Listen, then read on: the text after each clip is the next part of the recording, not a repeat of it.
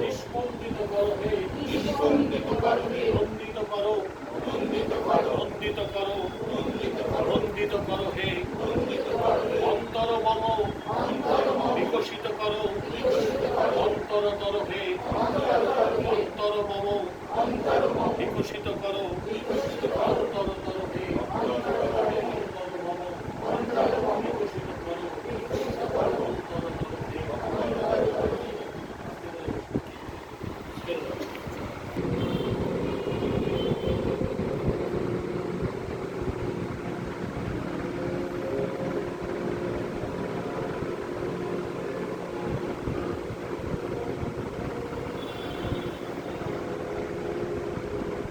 একসঙ্গে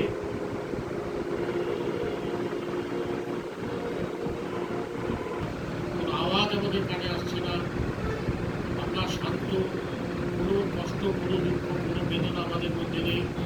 আমরা একদম এই মুহূর্তে স্বচ্ছ, একদম পবিত্র একটা আত্মা।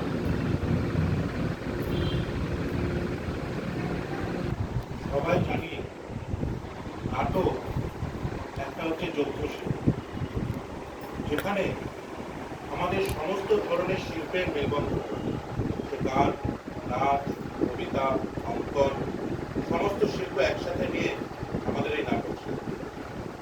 আর আমাদের এই ওয়ার্কশপ করার একটাই উদ্দেশ্য, নাটকের এই যে বিভিন্ন দিক, সেই সমস্ত শিল্প এবং নাটকের যে ব্যাকরণ রয়েছে সেগুলোর সাথে আমাদের সরগরম হওয়া, যাতে আমরা মূল মঞ্চে যখন যাব তখন আমাদের কোনো অসুবিধা না হয়।